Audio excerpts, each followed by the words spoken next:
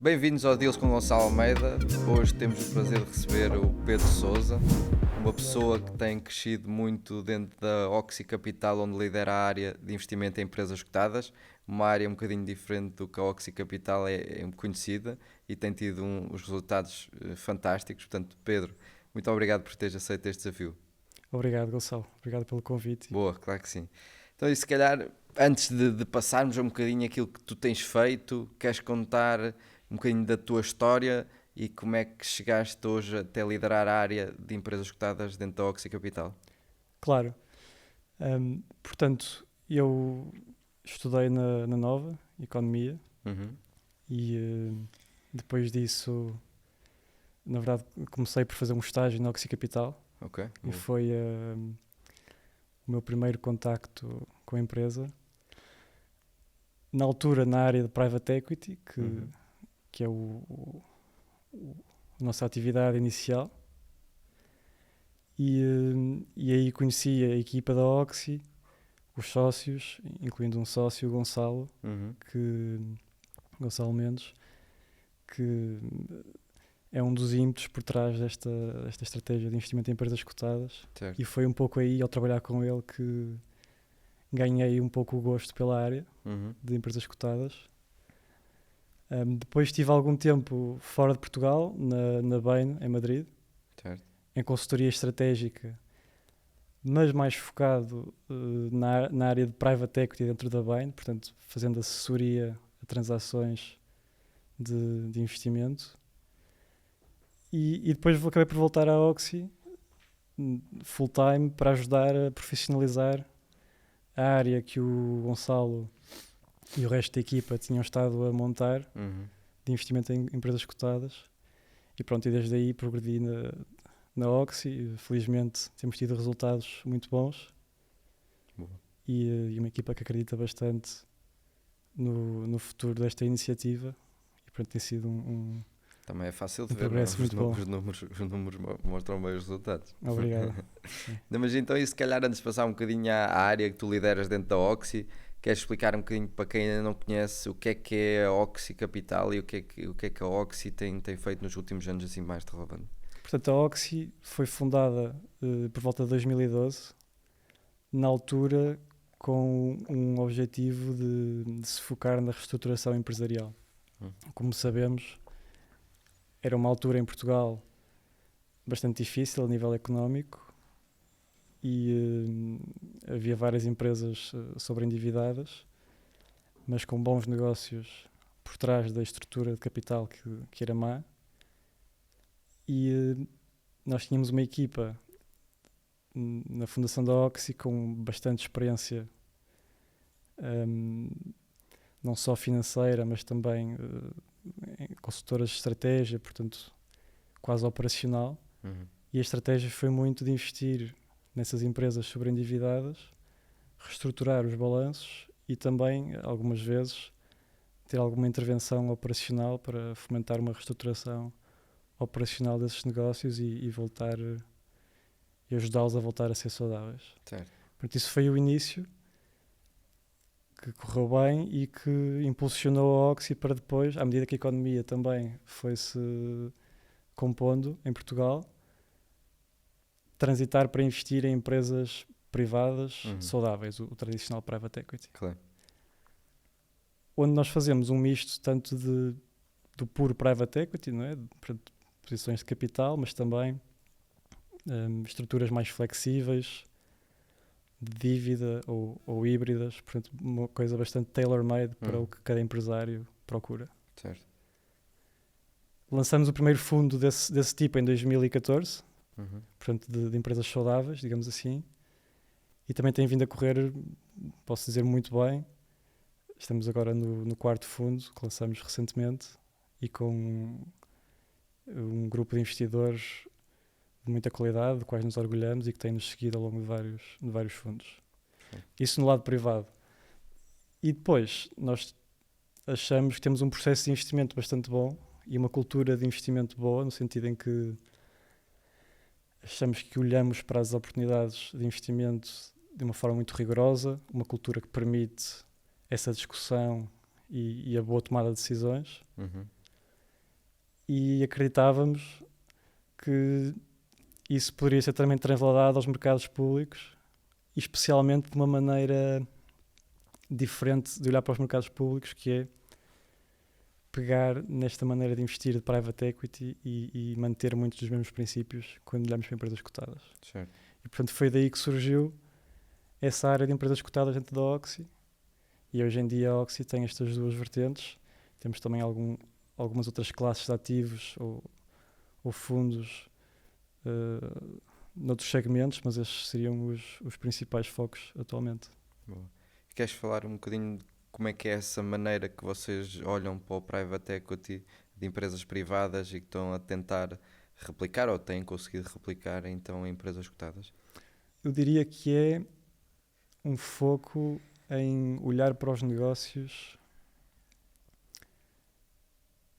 de forma muito alicerçada no valor intrínseco dos negócios, no potencial de crescimento, na geração de caixa, com perspectiva de longo prazo, e depois também um foco grande em perceber esses negócios melhor do que qualquer outra pessoa que esteja a olhar para essa oportunidade de investimento, e perceber porque é que nós somos o parceiro certo ou o investidor certo para aquela oportunidade, porque é que nós estamos a ver essa oportunidade e outros não estão. Certo. O que na parte privada envolve termos uma equipa grande que consegue chegar a muitas oportunidades e que conseguimos depois dedicar muitos recursos a perceber muito bem cada empresa, para garantir que de facto não nos escapa nada e que compreendemos muito bem onde estamos a investir.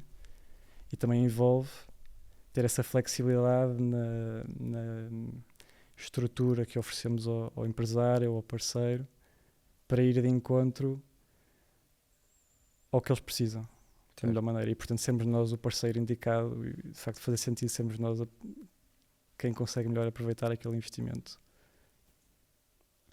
No lado de ações envolve o mesmo processo rigoroso, e por isso uma coisa que nós fizemos desde o início aqui nesta estratégia é estamos mais concentrados, muito mais concentrados do que o investidor de ações comum. Portanto, temos à volta de 10 participadas.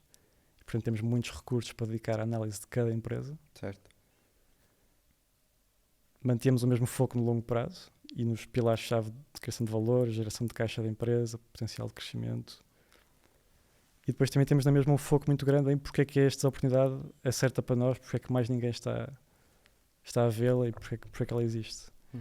Que aqui, em vez de ser este tema de flexibilidade e nos adaptarmos e ter uma solução interessante para a contraparte, é muito, conseguimos ter uma visão diferenciada, conseguimos ter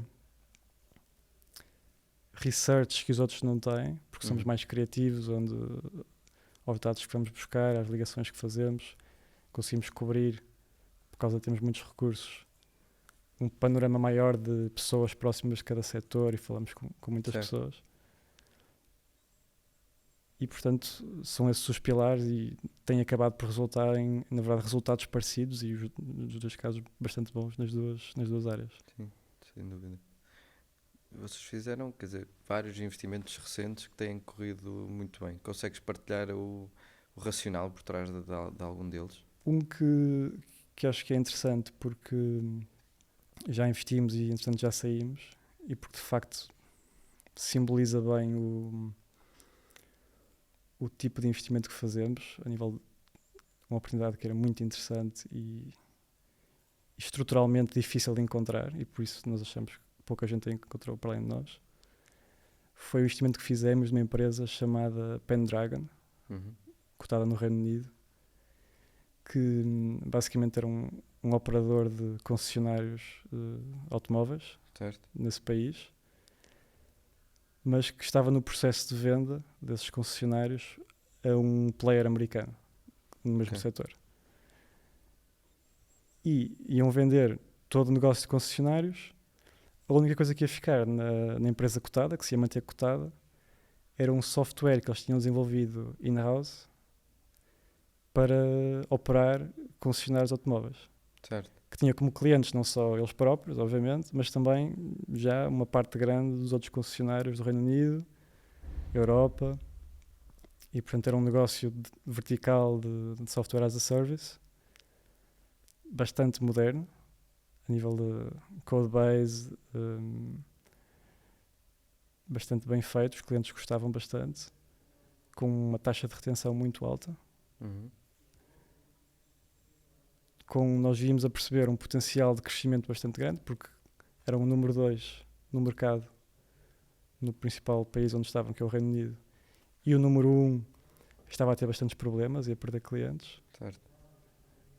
E tudo isso a um preço implícito de 4 vezes a EBITDA. Quando nós fazíamos a conta de subtrair o valor do que estava a ser vendido dos concessionários, quanto é que ficava e quanto é que era de facto o EBITDA por trás daquele negócio. Certo. E era uma coisa que era difícil de perceber, porque sim. a empresa até tinha um nome diferente, o software em si chamava-se Pinewood.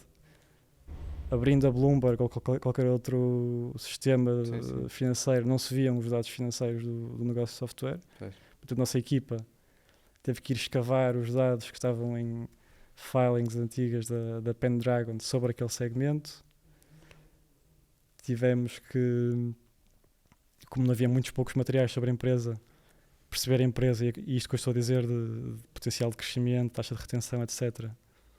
Falando com muitos ex-colaboradores, com clientes, com concorrentes. Penso que falamos com mais de 20 pessoas à volta do negócio.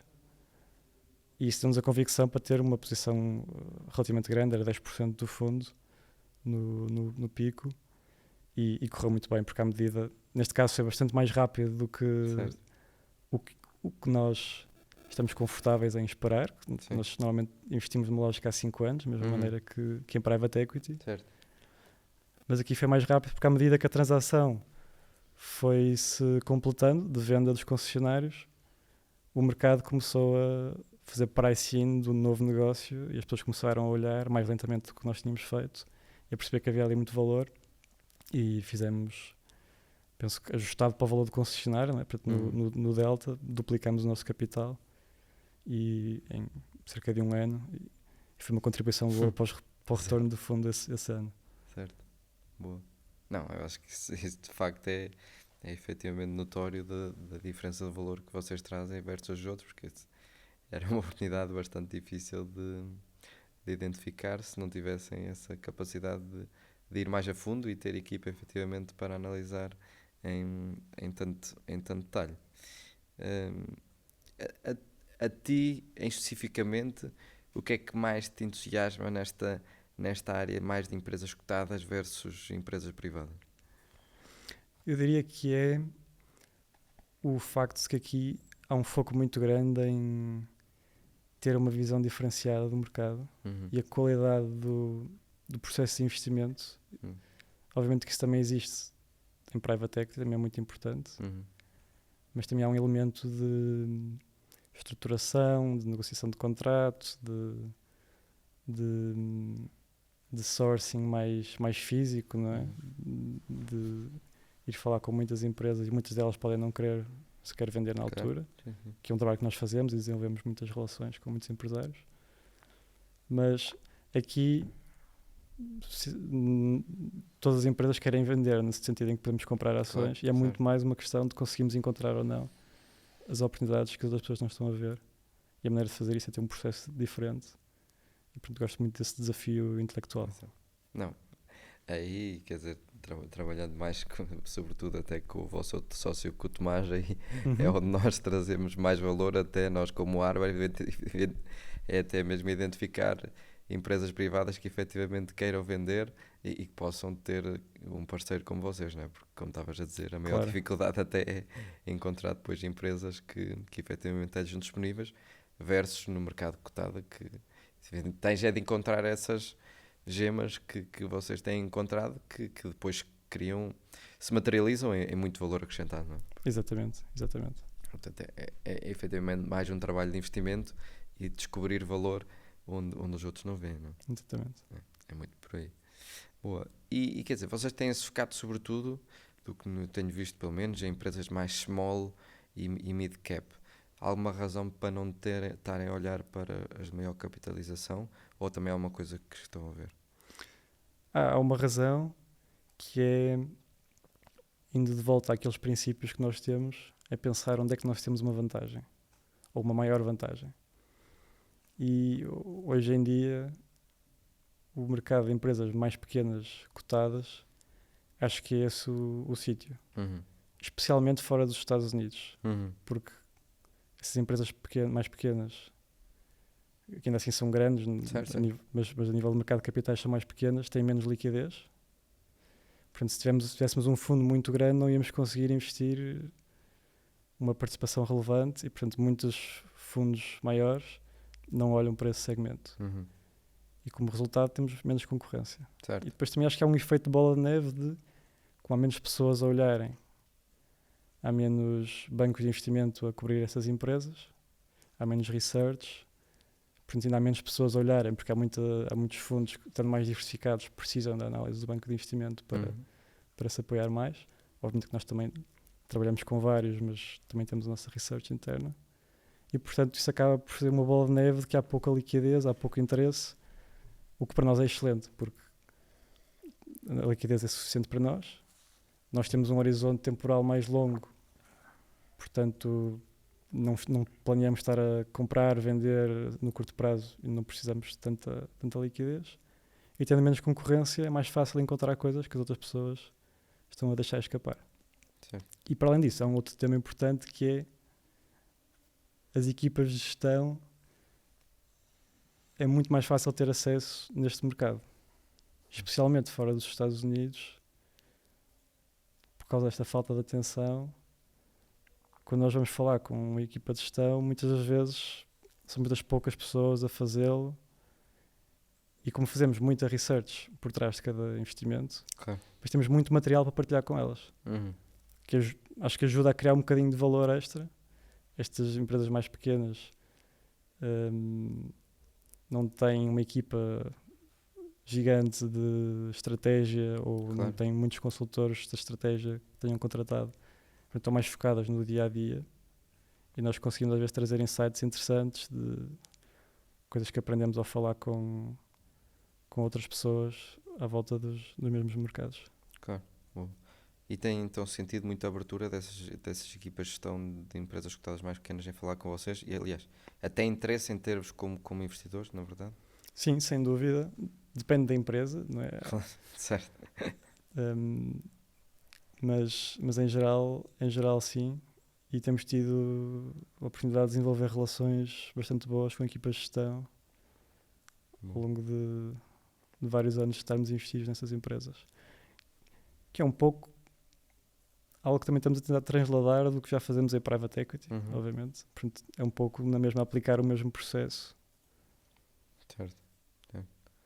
E quando vocês têm adquirido participações nestas empresas, vocês em nível de gestão ou de gestão mais ativa, vocês têm feito algumas mudanças significativas em termos de gestão quando têm entrado? Têm sugerido algumas alterações significativas, ou têm agido de forma prática mais passiva nestes investimentos que têm feito?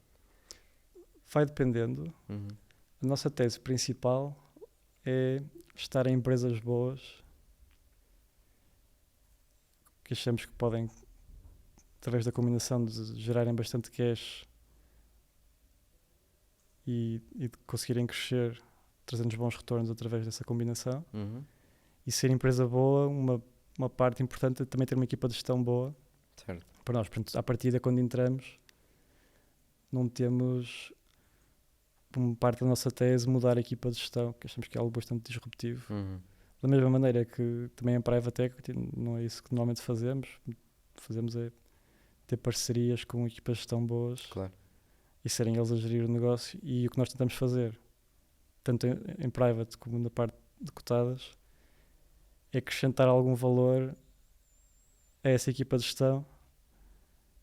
Por exemplo, nós temos um investimento numa cadeia de ginásios low cost no Reino Unido, que é o Gym Group, que é um setor que nós conhecemos bem de investimentos do lado privado. Nós somos acionistas do Fitness Up, e também de uma cadeia de ginásios em Espanha. Também já investimos no passado no Fitness Hut. E pronto, conhecemos esse mercado muito bem e acompanhamos. Todos os trimestres falamos com pessoas do setor e temos partilhado várias conclusões interessantes ao longo do tempo com a equipa de gestão do Gym Group, que os tem vindo acho eu, a ajudar a mudar um bocadinho a maneira como comunicam algumas métricas ao mercado e até olhar para algumas oportunidades de melhoria interna da empresa. Certo. Mas nunca sendo essa o pilar da nossa tese de investimento. Nós gostamos da empresa, achamos que é bastante boa e procuramos utilizar um pouco o research que já temos para também ajudar as equipas de gestão. Certo. E tu estavas a dizer que tens escolhido estar um bocadinho fora do mercado americano. Vocês atualmente olham sobretudo mais a Europa ou têm olhado outros mercados como a Ásia? Onde é que vocês têm visto, ou seja, mais macro, mais oportunidades desse value add play que têm falado? Tem sido de facto mais na Europa. Porque desde a implementação de uma regulação que é o MiFID II, que houve um impacto negativo no negócio de research dos bancos de investimento na Europa, que basicamente ainda baixou mais a liquidez destas small caps e tornou ainda mais fértil este segmento para nós encontrarmos oportunidades. E para além disso, a Europa é muito mais fácil de visitar uma equipa de gestão, a Alemanha, o Reino Unido. Um mercado que também gostamos é o Canadá, porque também é relativamente próximo de Portugal, em termos relativos. Certo. As empresas, obviamente, falam todas bem inglês, portanto conseguimos comunicar bem, tem boa corporate governance em geral, bons negócios, muitas vezes expostos ao mercado da América do Norte, que é bastante grande, mas com valorizações, digamos, mais europeias do que americanas, certo, do que dos Estados Unidos, que é um mercado hoje em dia mais valorizado e com menos concorrência. Portanto, Canadá também. A Ásia já é um pouco mais culturas diferentes, corporate governance depende do país, tem que se olhar em mais detalhe. Estamos a falar de mercados mais emergentes e mais longe do nosso core. Certo. Bom. E dentro da Europa, algum país em específico que acham que tem ainda uma valorização ainda por descobrir? Nós olhamos muito uma lógica bottom-up, de empresa a empresa. A nossa equipa já olhou para, diria, todas as empresas abaixo de 1.000 milhões de market cap, com um free float acima de 50%, portanto, não sejam controladas, e já as conhecemos todas. E é mais empresa a empresa e não lógica de ver qual é o país que gostamos mais. Certo. Dito isto, depois dessa análise bottom-up, surgem mercados, surgem patterns que vamos identificando, não é? Por exemplo, o Reino Unido é um mercado que está bastante barato hoje em dia, embora haja algum risco, alguma incerteza quanto às políticas do governo. Vamos ver agora no final de novembro com o orçamento. A Alemanha também tem muitas empresas interessantes, países nórdicos também têm uma cultura de investimento em ações interessante, que faz com que haja muitos empreendedores a cotarem as empresas e pronto, muitas empresas com potencial de crescimento. Sul da Europa, há mais empresas familiares, é outro tipo de oportunidades, se calhar mais maduras, mas também temos algumas posições. Portanto, gostamos da Europa toda e conhecemos empresas boas em todos os países. Sim, boa.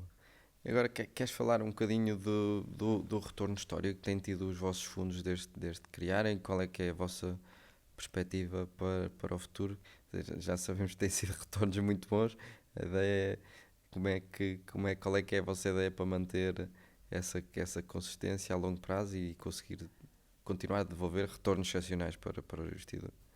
Claro, os retornos têm sido de facto muito bons e estamos muito contentes. Na análise que fizemos, o nosso PPR, porque nós temos um PPR e também temos um fundo não PPR, um fundo alternativo, ambos que seguem esta estratégia, porque o PPR é para particulares portugueses, tem um benefício fiscal, obviamente, é mais atrativo nesse sentido, e o outro é para institucionais e investidores a partir de empresas. O PPR, de análise que fizemos, foi, desde o nosso lançamento, que foi em março de 23, o PPR com o melhor retorno líquido que é claro, não quer dizer que vai ser a mesma coisa para a frente. Certo. Temos que fazer essa salvaguarda. Mas estamos muito contentes. Portanto, um retorno de 20% ao ano líquido, do qual nós também beneficiamos. Nós, na verdade, Oxy, sócios e familiares diretos, somos o maior investidor do PPR e também do outro fundo. E que estamos particularmente orgulhosos porque, embora os mercados estejam todos a correr bastante bem durante este período, se olharmos para os mercados, índices ETFs, mercados globais, nós estamos a bater esses mercados. Se olharmos para o MSCI World, por exemplo, e sem nenhuma exposição aos Estados Unidos, ou quase nenhuma. Tivemos uma oposição. Portanto, o alfa foi muito grande, ou seja, provavelmente, mesmo que os Estados Unidos tivessem corrido, os mercados dos Estados Unidos tivessem corrido pior, nós teríamos tido boa performance, porque na verdade a nossa performance não foi alicerçada nesses mesmos drivers. Foi mesmo em encontrar poucas empresas, mas boas, e a performance dessas empresas. Sim. Para a frente, acreditamos que vamos conseguir ter um bom retorno na mesma, por isso continuamos também investidos, e temos aqui também nestes fundos muitos investidores que são muito importantes para nós, ou na Oxy como um todo, e portanto é uma estratégia muito importante para nós. E estamos confiantes que vamos ter uma boa performance com base na performance subjacente das nossas empresas. Ou seja, nós não estamos a apostar em estar investidos em empresas que estão a um múltiplo baixo e que vai subir esse múltiplo. Claro. Nós acreditamos que as nossas empresas, o nosso portfólio, têm potencial de crescer cerca de 10% ao ano e depois gera cash equivalente a 6, 7% ao ano face ao nosso preço de entrada, e portanto só aí temos quase 20%, 10 mais 7, certo, de retorno só com base nos fundamentals das nossas empresas. Claro. Que são empresas, achamos nós, bastante previsíveis, negócios com receita recorrente, pouco cíclicos. Portanto, também acho, e é o que nós procuramos, que essa expectativa de retorno não deva variar muito consoante condições económicas. Obviamente que ninguém sabe, não é? Há incerteza à volta destes outcomes, mas tem sido a nossa estratégia e buscar esse retorno, a combinação de geração de cash e crescimento em negócios onde podemos ter convicção desses pilares um bocadinho independentemente do que acontece na economia, e depois ganhando mais convicção ainda por falar com muitas pessoas à volta desses negócios durante o nosso processo de research. Claro, boa. Não, efetivamente, eu acho que é por aí o caminho. E só curiosidade, versus o benchmark que vocês usam, qual é que foi o alfa que vocês tiveram? Foi bastante elevado, agora não sei o número exato, mas penso que mais de 10% ao ano de alfa. Praticamente o dobro, então.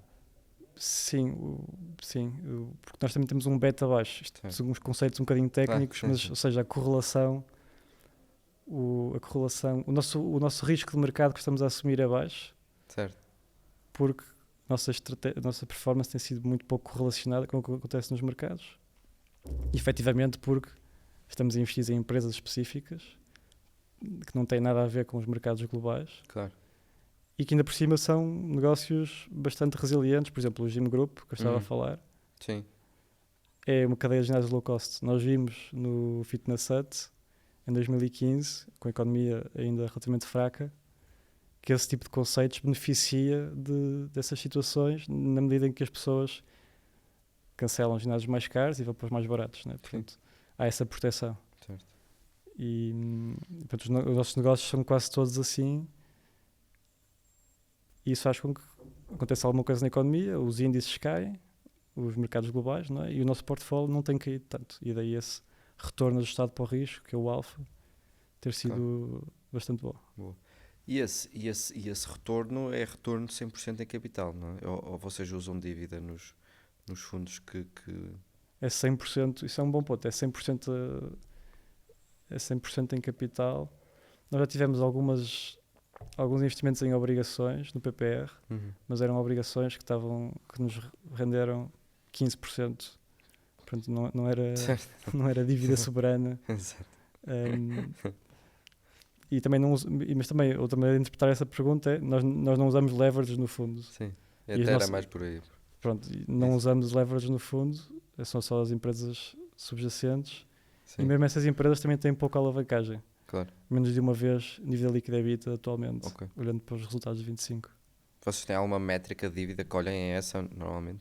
Normalmente é essa.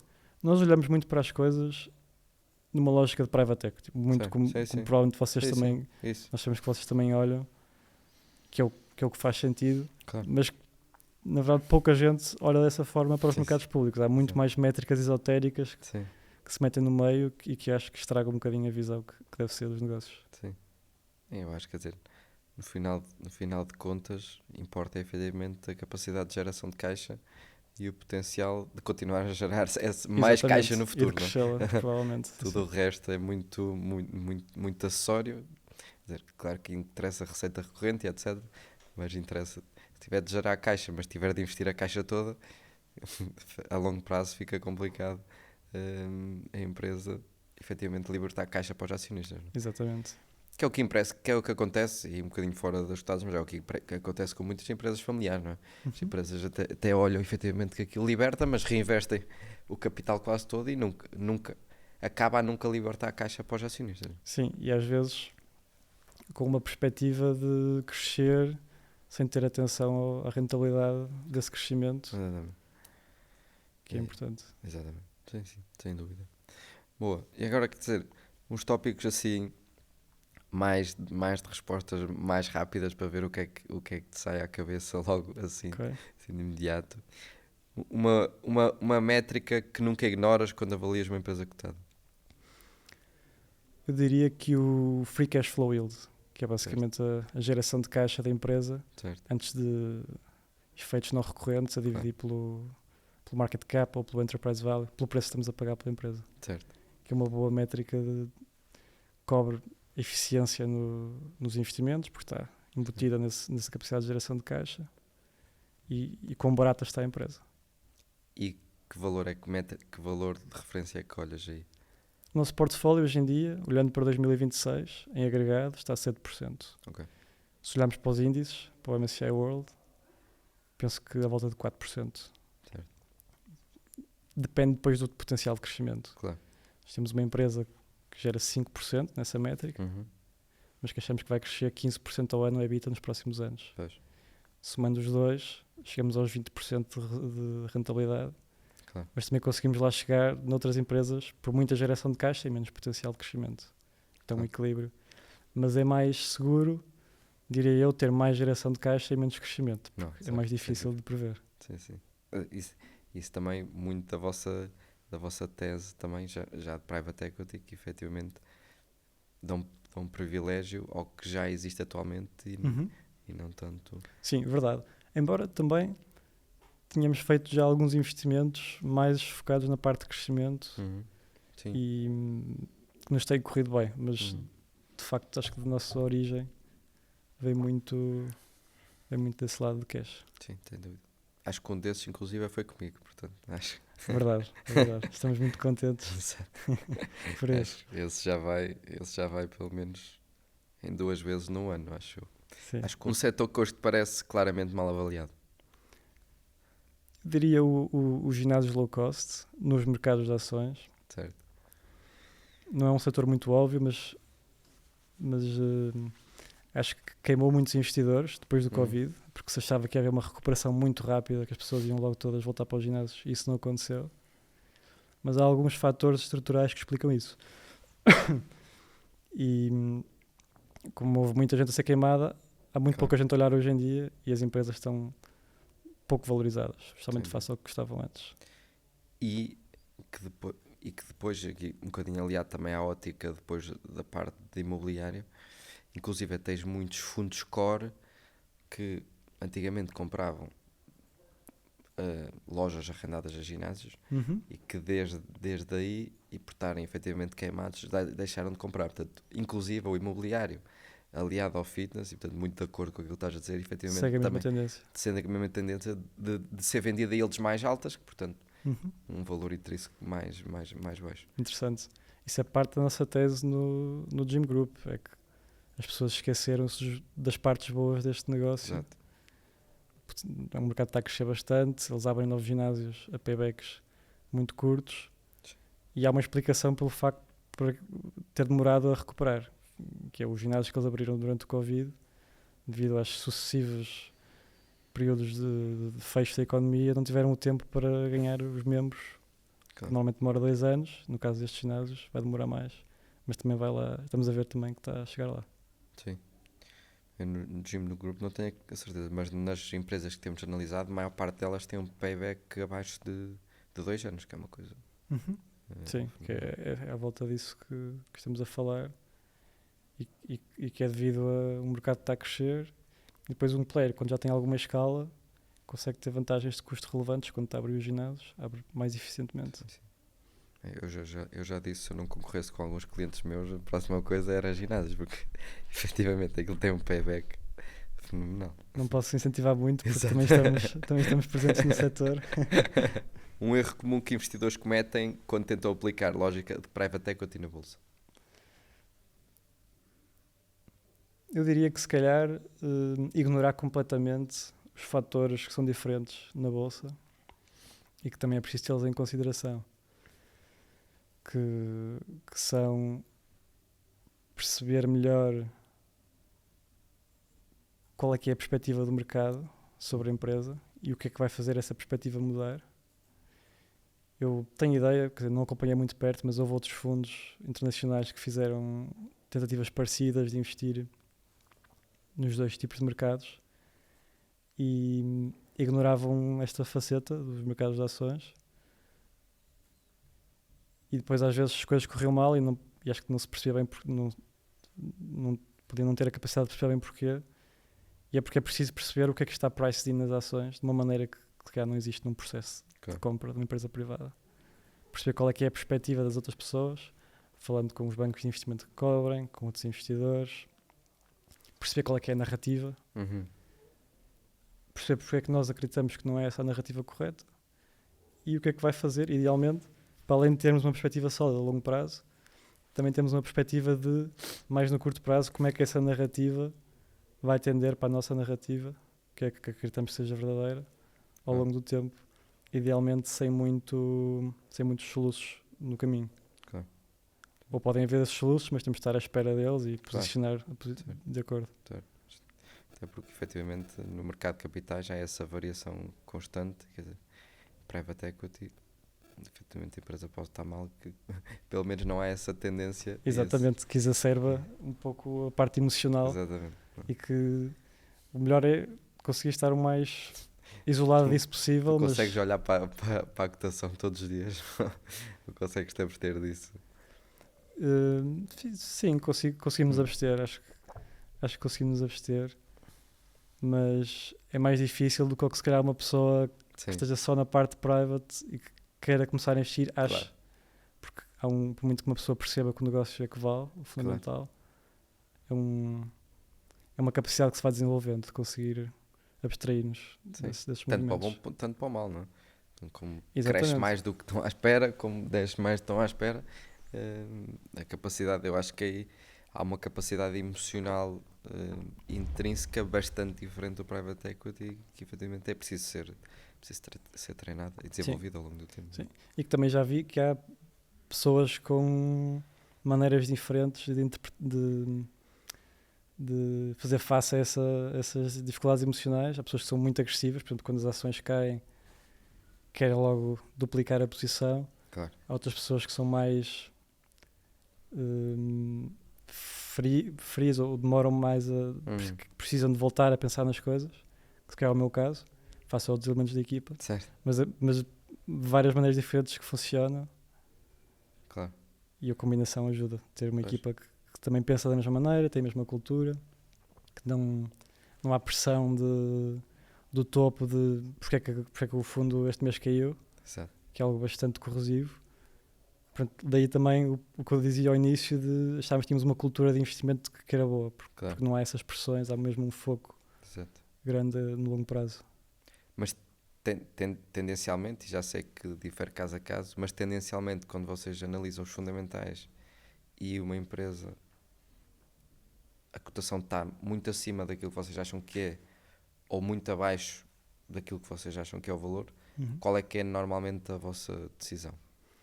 De uma empresa que nós já temos. Vocês já estão investidos Sim, e sim. que conhecem os fundamentais e sabem para vocês normalmente Uhum. qual é que é o valor efetivamente real.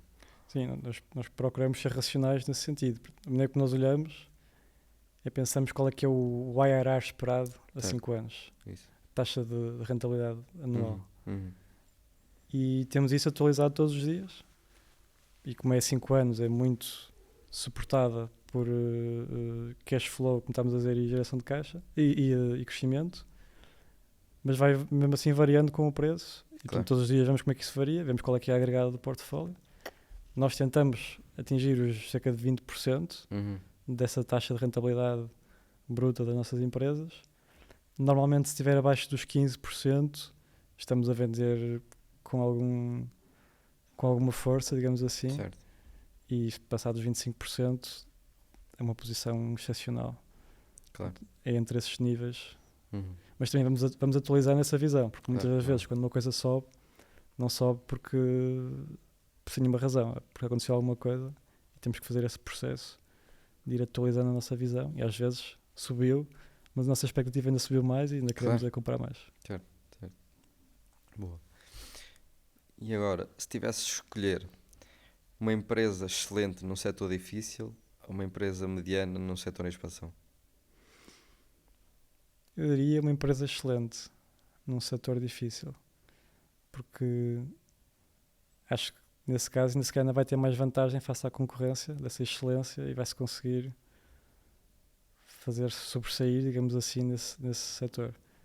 Mas acho que é muito caso a caso. Sim, sim. Depende de quão mau é o setor, Exato. de quão boa é a empresa. Exato, sim. Quer dizer, tens muitas empresas que são medianas, entretanto se tornam boas porque vão em setores que estão em expansão e crescem com o mercado, não é? Uhum. Mas também pode ser um setor em expansão que seja altamente concorrencial Sem dúvida. e se calhar se a empresa Sem dúvida. é só mediana vai ficar para Não, trás. eu acho que a minha resposta seria igual à tua, mas em termos de retornos, acho que depois pode ser ela por ela, porque na prática uma empresa mediana, Uhum. num setor em expansão, eu estou sempre eu digo muitas vezes, pá, eu acho que 3 coisas principais na vida é sorte, sorte, sorte, só depois é que vem trabalho. Portanto, se estiveres num setor com muita sorte, eventualmente has de ter Sim, bons sim, resultados. verdade. Embora eu acho que nos mercados públicos isso fica mais price-in mais rapidamente. Certo. Há menos essa oportunidade de comprar uma coisa no mercado em expansão e beneficiar, Claro, porque já estás a pagar de forma mais sim, rápida o preço ajusta para estás a pagar por esse crescimento. Mas sim, claro, certo. Boa. Então, e agora para terminar, fazia-te uma pergunta final.